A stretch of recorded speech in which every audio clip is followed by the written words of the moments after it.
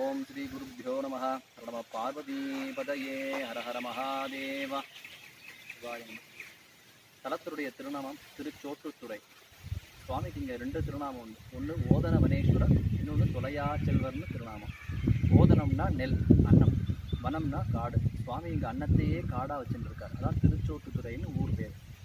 தொலையா செல்வருடைய திருநாமம் திரு சுந்தரர் திருப்பாட்டில் ஒரு பதிகத்தில் பாட்டு பாடியிருக்கார். இலையால் அன்பால் ஏத்தும் அவர்க்கு நிலையா வாழ்வை நீத்தாரிடமா தலையால் தாழும் தவத்தோர்க்கு என்றும் தொலையா செல்வ சோற்றுத்துறையேன்னு பதிகம் பாடியிருக்கார்.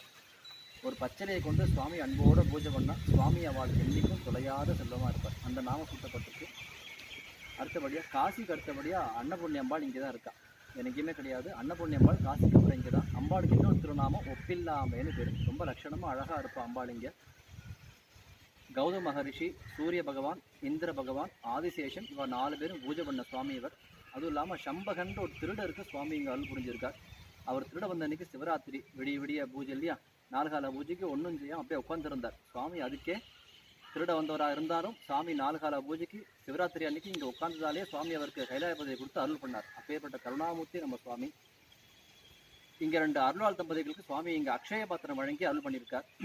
ஒரு காலத்தில் ஊரே பஞ்சமாக இருந்தபோது அவள் 2 பேரும் பிராமண தம்பதிகள் கோயிலே சுவாமிகிட்ட தவம் இருந்தா. அவள் தவத்துக்கு இறங்கி சுவாமி அக்ஷய பாத்திரம் கொடுத்துருக்காரு. அந்த அக்ஷய பாத்திரத்தை கொண்டு இந்த ஊர் பஞ்சத்தை அவள் தான் போக்கினான். லோகக்ஷேமத்துக்காக சுவாமிகிட்ட தவம் இருந்தா. அவள் 2 பேரும் கால் முட்டி போட்டு கை கூப்பியிருக்கும். தவக்கோலம் ரொம்ப விசேஷமான மூர்த்தி அவள் 2 பேரும். அவள் 2 பேருக்கும் சுவாமி இங்கே திருமண கோல காட்சியும் காமிச்சிருக்கார். நீங்கள் பார்க்குறது கல்யாண கோலம். சுவாமி இடப்பக்கமும் அம்பாள் வலப்பக்கம் நம்ம கோயில் இருப்பா. இது கல்யாண கோலம். அதனால் விவாகத்துக்காக சுவாமிகிட்ட வேண்டிக்கிற வழக்கம் உண்டு. 2வது சண்முக பெருமான் ரொம்ப விஷயம் நம்ம கோயிலில். பொதுவாக எல்லா கோயிலும் சுவாமிக்கு பின்புறம் பிரகாச முருகர் இருப்பார் இல்லையா.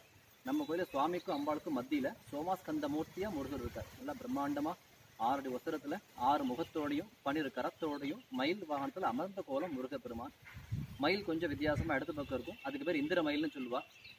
ராமாயணம் ஆரம்பித்ததே இங்கே தான் தலப்புராணத்திலே குறிப்பு இருக்குது. தசரத சக்கரவர்த்தி தலையாத்திரையாக வர்றபோது சுவாமி அவருக்கு அசிரீரியாக வரம் கொடுத்துருக்கார். அந்த வரத்தின் பிரகாரம் தான் ராமர் அவதாரம் பண்ணியிருக்கார். ஸோ ராமாயணம் ஆரம்பிக்கிறதுக்கும் ராமர் அவதரிக்கிறதுக்கும் இந்த கோயில் தான் காரணம். ஆனால் சண்முக பெருமான்கிட்ட புத்திர பாக்கியத்துக்காக வேண்டிக்கிற வழக்கம் உண்டு. அருணகிரியாட்ட பேசின முருக பெருமானவர் ரொம்ப விசேஷமான மூர்த்தி. இந்த தலத்து விசேஷ மூர்த்தி சண்முக பெருமான். ரொம்ப பிரம்மாண்டமாக ரொம்ப அழகாக முருகர் இருப்பார் இங்கே. இந்த ஊரில் ஒரு வாய்க்கால் உண்டு. அந்த வாய்க்கால் பேர் சோறுடையா வாய்க்கால்னு சொல்லுவாள். அந்த காலத்தில் அன்னபூர்ணியம்பாள் இந்த ஊரில் பசி பஞ்சம் பட்னி எதுவுமே கூடாதுங்கிறதுக்காக வாய்க்கால் முழுக்க தண்ணிக்கு பிற சாதமாகவே போட்டுருக்கா. சோறாக போச்சு. அதாவது சோறுடையா வாய்க்கால் இன்றைக்கும் உண்டு. அதே போல் இந்த ஊரில் தென் பகுதியில் ஒரு வயக்காடு இருக்குது. அந்த வயக்காட்டில் ஒரு குறிப்பிட்ட பகுதி மட்டும் நெல்லுக்கு பதிலாக நேரடியாக அன்னமாக விளையும், சாதமாகவே விளையும். அது தேவர்கள்லாம் வந்து பக்ஷியாக சாப்பிட்டு போகிறத அதிகமாக சொல்லுவாள். இன்னைய வரைக்கும் வந்துருக்கு. கலியுகம் நம்ம கண்ணில் படுறதில்லை. எல்லாத்துக்கும் மேலே 3 ஆள் பாட பெற்றது. எம்பிரான் திருஞான சம்பந்தர், எம்பிரான் திருநாவுக்கரசர், எம்பிரான் சுந்தரர் 3 பாடியிருக்கா. திருஞான சம்பந்த பெருமான் ஒரு பதிகமும், திருநாவுக்கரசர் 4 பதிகம். அதாவது அவர் வழக்கமாக பாடக்கூடிய திரு நேரிசை, திரு விருத்தம், திரு குறுந்தொகை, திரு தாண்டகம், இந்த 4மே இங்கே பாடியிருக்கார். சுந்தர தேவாரம் 1. மொத்தம் நம்ம கோயிலுக்கு 6 தேவார பதிகங்கள். திருஞான சம்பந்த பெருமான் நம்ம கோயிலுக்கு வர்ற வழியிலேயே பதிகம் பாடிட்டே வரார். ஏன்னு சொன்னால் ஒவ்வொரு பாட்டு முடிவையும் சோற்றுத்துறை சென்று அடைவோமேனு முடிக்கிறார். அதே போல் திருநாவுக்கரசர் பெருமான் திரு குறுந்தொகை பதிகத்தில் நம்ம கோயிலுக்கு பணி செய்கிறத பற்றி ரொம்ப வலியுறுத்தி பேசியிருக்கார். ஒவ்வொரு பாட்டு முடிவிலையும் பணி செய் மடநெஞ்சமே, தங்கினி பணி செய் மடநெஞ்சமே, உண்டினி பணி செய் மடநெஞ்சமே, வாதியாய் பணி செய் மடநெஞ்சமேன்னு ஒவ்வொரு பாட்டிலையும் பாடி முடிக்கிறார். அதே போல் திருத்தாண்டகத்தில் பார்த்தீங்கன்னா கடைசி பாட்டில் அடியார்கள் வேண்டிற்று ஈயும் விண்ணவனே, விண்ணப்பம் கேட்டு நல்கும் செய்யவனே, திருச்சோற்று துறையுளானே, திகழொழியே சிவனேவும் அபயம் நானேன்னு பாடி முடிக்கிறார். இங்கே அடியார்கள் கேட்குறத சுவாமி கொடுப்பார். கொடுத்தது போருமாப்பா, இன்னும் வேறு வேணுமான்னு சுவாமி கேட்டு கொடுப்பார். விண்ணப்பம் கேட்டு நல்கக்கூடிய பெருமான் நம்மளுடைய ஓதன வரிசை பெருமான் தான் இங்கே.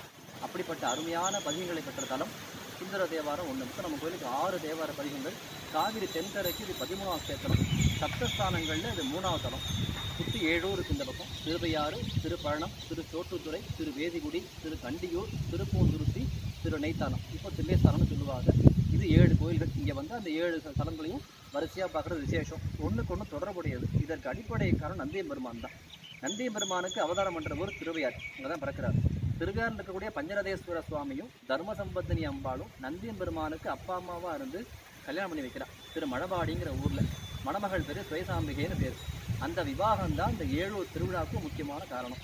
ஒவ்வொரு வருஷமும் பங்குனி மாதம் விவாகம் நடக்கும். அந்த விவாகம் முடிஞ்சு ஒரு மண்டலத்துக்கு பிறகு மாப்பிள்ளையும் பொண்ணும் 7 ஊரும் தரிசனம் பண்ணுறதுக்காக வருவாள். அப்படி சுவாமி தரிசனம் பண்ண வர்றவாளுக்கு சுவாமி ஐயாரப்பரே கூட வருவார். அதுதான் சித்திரை மாதம் விசாகத்தன்னைக்கு வரக்கூடிய சப்தஸ்தான விழான்னு சொல்லுவா, அல்லது 7 பெருவிழா அல்லது பல்லக்கு திருவிழான்னு சொல்லுவா. ஒவ்வொரு ஊருக்கும் மிகப்பெரிய கண்ணாடி பல்லக்கு உண்டு. கண்ணாடியிலேயே பண்ணியிருக்கும். நிறைய அரிய பொருட்கள், நிறைய பொம்மைகள்லாம் அந்த பல்லக்கில் இருக்கும். ஒவ்வொரு பல்லக்கும் ஏறத்தாழ 3 டன் வெயிட் இருக்கும். ஒரு பல்லக்கு தூக்குறதுக்கு 80 பேர் தேவைப்படும். அந்த மாதிரி 7 ஊருக்கும் பெரிய பல்லக்கு உண்டு. சித்திரை மாதம் விசாகத்தன்னைக்கு காலம்பரை திருவையாறுலேருந்து சுவாமி அம்பாள் பெரிய பல்லக்கில் புறப்பட்டு மாப்பிள்ளையும் பொண்ணும் தனி பல்லக்கு வெட்டி வரலே பண்ண பல்லக்கு குளிர்ச்சியாக இருக்கும். அவள் அழைச்சிட்டு சுவாமி 7 ஊரும் சுற்றி வருவார். 6 ஊரும். மற்ற 6 ஊர்லேயும் பார்த்தீங்கன்னா அந்தந்த ஊர் சுவாமி ரெடியாக வந்து பல்லக்கில் அலங்காரம் பண்ணி காத்துருப்பார் சுவாமியும் மாப்பிள்ளையும் வரதுக்காக. அப்படி ஐயாரப்பரும் மாப்பிள்ளையும் வர வர ஒவ்வொருத்தராக கூட சென்றுருவா. அப்படியே ஸோ முதல்ல சுவாமி கடன் மாப்பிள்ளை திருப்பணம் போவார்.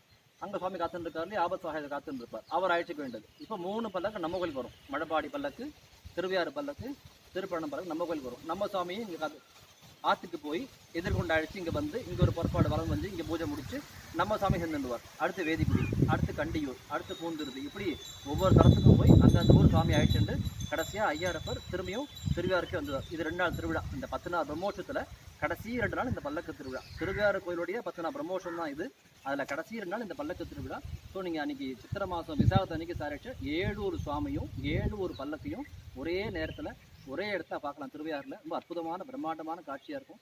அப்போ தேவர்கள்லாம் சுவாமிக்கு பூமாரி பொழியாது ஐதீகம். ஒரு சின்ன பொம்மைகையில் மாலையை கூட சாமிக்கு போட சொல்லுவா ஐயாரப்பருக்கு.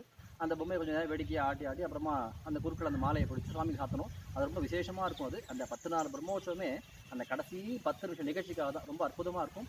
அப்படி ஐயாரப்பருக்கு அந்த மாலை சாத்தின பிறகு திருவிழா முடிஞ்சதாக அர்த்தம். எல்லாருக்கும் ஒரு தீபாராதனை பண்ணி எல்லா பல்லக்கும் திருவார் கோயிலில் போகும். எல்லா சுவாமியும் உள்ளே போயிடுவார். அப்போ எல்லா சுவாமிக்கும் அங்கே உள்ளே போனதுக்கப்புறம் கோயிலில் ஒரு நைவேத்தியம் பண்ணி தீபாராதனை பண்ணி எல்லாரும் திரும்பி நல்லபடியாக அவள் ஊருக்கு திரும்பி அனுப்பி வைக்கிறது. அப்புறம் எல்லா பல்லக்கும் திரும்பி அவள் ஊருக்கு திரும்பி போயிடும். அதாவது நந்தி கல்யாணத்துக்கு சுவாமி ஒவ்வொரு கோயிலும் ஒரு சீரம் வச்சிருக்கார் ஐயாரப்பர். திரு பழனத்துலேருந்து பழங்கள்லாம் அமைச்சிருக்கார். நம்ம கோயில் சோட்டுது இல்லையா, இங்கேருந்து கல்யாண சாப்பாடு போயிருக்கு. திரு வேதிகுள்ளேருந்து பிராமணா கல்யாணம் பண்ணி வைக்க போயிருக்கா. கண்டியூர்லேருந்து நகைகள் ஆபரணங்கள்லாம் போயிருக்கு. இங்கே சுவாமி பேரே புஷ்பவனேஸ்வரர் திரு பூந்துருத்தில் அங்கேருந்து புஷ்பங்கள் மாலைகள்லாம் போயிருக்கு. திரு நெய்த்தாரம் சுவாமி நெய் அமைச்சிருக்கார். நெய்யாடியப்பர்னு பேர். இப்படி சுவாமி ஒவ்வொரு கோயிலேருந்து ஒரு சீரமைச்சு நந்திகளான சிறப்பாக செஞ்சு வச்சிருக்கார். இந்த மாதிரி நிறைய 7 ஊர் இருக்குது. கும்போணம் பக்கம் 7 ஊர் இருக்குது. மயிலாடுதுறை பக்கம் 7 ஊர் இருக்குது. இங்கே எல்லா சப்தஸ்தானத்தை விட இங்கே தான் பிரம்மாண்டமாக விசேஷமாக நடந்துருக்கு. விசாகத்தன்னைக்கு இந்த பல்லக்கு திருவிழா சப்தஸ்தான விழா வரும். ஐப்பசி அன்னாபிஷேகம் சுவாமிக்கு ரொம்ப விசேஷமாக இருக்கும் இங்கே. ஏன்னா இது சாதமாக விளைஞ்ச பூமி இல்லையா, இங்கே அன்னாபிஷேகம் பார்க்கறது ரொம்ப ரொம்ப விசேஷம். அதே போல் சிவராத்திரி ரொம்ப கிராண்டாக இருக்கும் இங்கே. அதே மாதிரி அக்ஷய திருதி இங்கே தான் ஆரம்பம். சுவாமி இங்கே தான் அக்ஷய பத்திரமே கொடுத்துருக்கார். 2வது அன்னபூர்ணி அம்பாள் இருக்கிறதுனால அன்றைக்கி அம்பாளுக்கு சிறப்பு அபிஷேகம் அலங்காரம் பண்ணி கையில் அக்ஷய பத்திரமும் கரண்டியும் கொடுத்து எல்லாருக்கும் அன்றைக்கி வரவாளுக்குலாம் அம்பாள்கிட்டேருந்து அக்ஷதையும் சொர்ண புஷ்பம் காசும் கொடுக்குற வழக்கம் உண்டு. அதை வாங்கிட்டு போய் ஆற்ற வச்சுருந்தா ஆகாரத்துக்கும் செல்வத்துக்கும் என்றைக்கும் பஞ்சம் வராது. அதே போல் குழந்தைகளுக்கு முதல்ல அன்னப்பிராஷ்டம் மட்டும் இங்கே தான் பண்ணுவாள். அது மட்டும் விசேஷம். 7ஆம் மாதம் முதல்ல சாப்பாடு விட்டுருவோம் இல்லையா, அது இங்கே வந்து சாமி அம்பாளுக்கு சிறப்பு பூஜை பண்ணி அந்த அம்பாள் நைவேத்தியத்தை முதல்ல சாப்பாடாக சாப்பிடணும். கொஞ்சம் சாப்பிட்டா க்ஷேமமாக ஆரோக்கியமாக வளருவா. எல்லாத்துக்கும் மேலே சுவாமி ஸ்வயம்பு முகூர்த்தம். நம்ம கோயில் பிரம்மோற்சவம் பங்குனி மாதம் உத்தரத்தன்னைக்கு வரும். அதாவது சப்தஸ்தான விழாங்கிறது 7 ஊருக்கு பொதுவான ஒரு திருவிழா. அது இல்லாமல் 7 ஊருக்கு தனித்தனியாக பிரம்மோற்சவம் உண்டு. நம்ம கோயில் பிரம்மோற்சவம் பங்குனி மாதம் உத்தரத்தன்னைக்கு வரும். ரொம்ப விசேஷமான 10 விழா 12 விழா விசேஷமான இருக்கும். தினமும் காலையும் மாலை சுவாமி புறப்பாடு உண்டு. பிரம்மாண்டமாக நடந்துருக்கு விசேஷம் இங்கே. எல்லாத்துக்கும் மேலே கடைசியாக சோறு அப்படின்னு சொன்னால் சாப்பிட்ற சாப்பாடு அன்னங்கிறது இல்லாமல் முக்தின்னு அர்த்தம் உண்டு. வீடு பேருன்னு சொல்லுவாள். அதாவது முக்திச்சோறு கொடுக்கக்கூடிய சோட்டுத்துறை பெருமான் பேர். இங்கே வந்து வழிபட்டால் மறுஜன்மம் கிடையாது, பிறவியே போக்கக்கூடிய பெருமானவர். ஆகையினால அவசியம் எல்லா சேவார்த்திகளும் எல்லா ஆன்மாக்களும் நல்லபடியாக இறைவன் திருவிழை பெற்று உய்வதற்கு எல்லாரும் சோட்டுத்துறைக்கு வந்து இறைவன் திருவிழை பெற்று உய்யுமாறு வேண்டுகிறோம். திருச்சிற்றம்பலம். நம பார்வதி பதையே. ஹர ஹர மகாதேவா.